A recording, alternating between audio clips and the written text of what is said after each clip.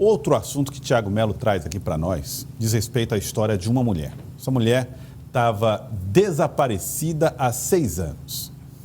6 anos. E a polícia começou um trabalho de investigação forte para tentar identificar o paradeiro dessa mulher.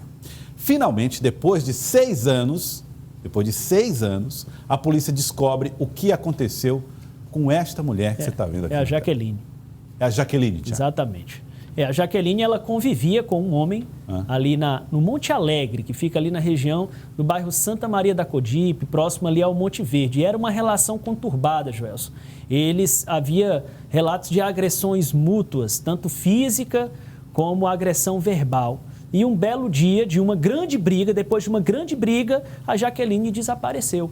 E a família passou mais de 5 anos sem notícias dela.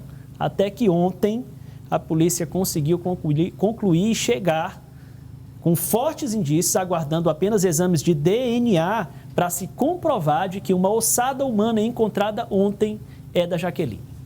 Ela teria sido morta então, Thiago? Exatamente, pelo próprio companheiro. Thiago Melo conta essa história para nós no Jornal do Piauí. O mistério de 6 anos foi desvendado na origem. A casa onde vivia o casal na rua Vinagreira, bairro Monte Alegre, região do Santa Maria da Codipe.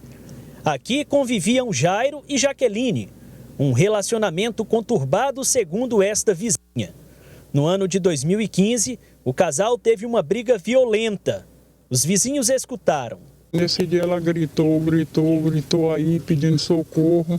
Aí pediu socorro até quando a gente não escutou mais, sabe? E aí foi onde o mistério começou, que eu não sabia, né? Porque ele disse que ela tinha viajado para o sul do estado. Aí a gente ficava com aquilo, eu sempre fiquei com aquilo na cabeça, que tinha um mistério, né? Depois da briga, Maria Jaqueline Mendes e Silva nunca mais foi vista. Em novembro de 2015, Jairo colocou a casa à venda através de uma rede social. Ele anunciou aos compradores e também aos vizinhos que Jaqueline tinha ido embora, morar no sul do estado do Piauí com parentes. Foram 5 anos sem notícias, até que familiares procuraram a delegacia de desaparecidos em outubro do ano passado. Ontem, se descobriu que durante todo esse tempo, ela esteve aqui na casa, enterrada no quintal. A escavação foi concluída no início desta madrugada. Os atuais donos da casa não tinham qualquer relação com Jairo e Jaqueline.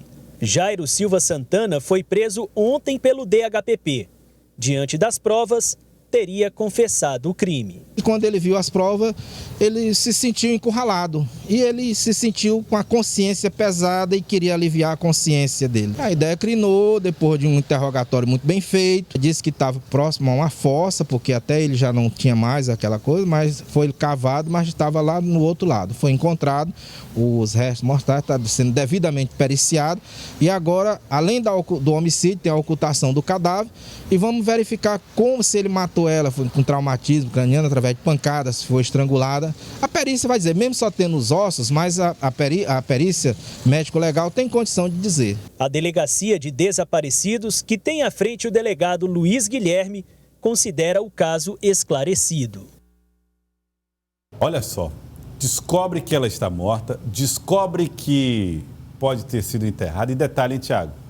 A dona da casa que comprou a casa, ela comprou ou alugou a casa? Ela comprou a casa. Foi um casal, comprou a casa lá em novembro de 2015 e a casa foi anunciada na rede OLX. A casa onde ela estava enterrada? Exatamente. Por ele mesmo, será não? Por ele mesmo. A negociação foi com ele. Ele enterrou e depois vendeu a casa? Exatamente. E aí a polícia chegou a orientar a dona da casa, né? Quando começou a fazer as investigações? É verdade. Passou-se todo esse tempo, não havia vestígio nem indício de onde a Jaqueline pudesse estar. E aí a família procurou a polícia e há cerca de 1 ano, segundo a moradora atual, investigadores começaram a ir lá e orientaram a ela que não modificasse tanto a estrutura da casa, porque dentro daquele imóvel poderia haver uma situação a ser desvendada de um crime que estava sem solução até o momento. Impressionante. E aí ontem a polícia conseguiu chegar até o Jairo, um mandado de prisão preventiva, que conseguido pela Delegacia de Desaparecidos, e depois de pegá-lo e a polícia já saber das provas que tinham sido, anunciar a ele as provas que tinham sido construídas, o Jairo resolveu abrir o jogo. Ele mesmo confessou o crime. Exatamente. Agora, com a autorização da proprietária da casa, Sim. o repórter Tiago Melo foi até o local das escavações. Tiago, você esteve lá no local onde foi feita a escavação desse corpo? Sim, estive. Era uma escavação, inclusive, profunda. Ficava próximo a uma fossa.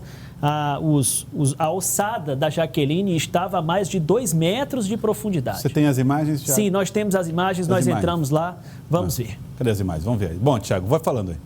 Qual é a situação aí, Tiago? O que é isso aí? Bom, aí era justamente, aí você já está vendo o local aterrado, Joelson. Após a finalização do trabalho da polícia, certo.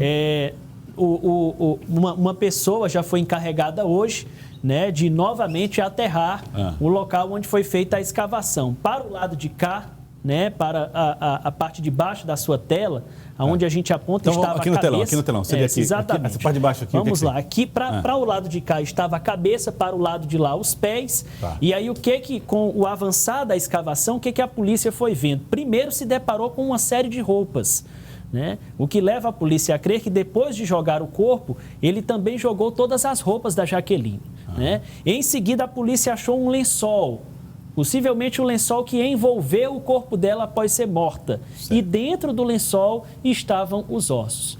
Todo esse material foi recolhido para exame no Instituto de Medicina Legal. Estavam a aproximadamente 2 metros de profundidade, debaixo de uma árvore, né, uma mangueira que tem lá.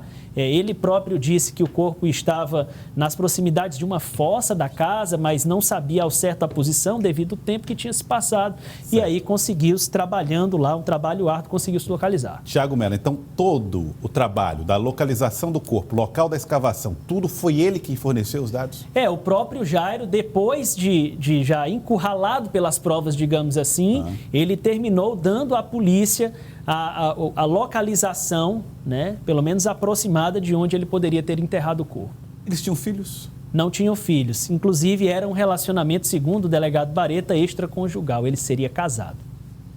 Ele é casado com outra mulher? Casado com outra mulher. E tinha esse relacionamento conflituoso com a Jaqueline. É a casa exatamente. Onde ela morava? Onde a Jaqueline morava. Ela morava aí. Isso, exatamente.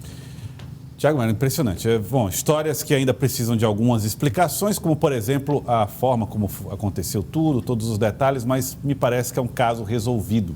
6 anos depois, a família não tem o alívio da resposta de que ela está viva, mas pelo menos tem uma notícia dela. Verdade. E depois do necessário exame de DNA, para não haver nenhuma dúvida de que aquela ossada de fato é a da Jaqueline, né? A polícia já não tem dúvidas em função dele próprio ter indicado, ter confessado as roupas, né? Houve um reconhecimento, mas é necessário fazer o exame de DNA para dizer que aquela ossada pertencia a ela.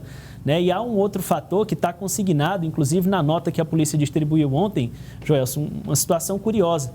O delegado coloca que uma filha da vítima, da Jaqueline, né, que poderia ser de outra relação, ela tinha um antigo relacionamento, né, de acordo com vizinhos, ela tinha filhos de outros relacionamentos, não filho da relação com Jairo, mas que uma filha dela chegou a consignar para a polícia que constantemente tinha sonhos com a mãe pedindo socorro.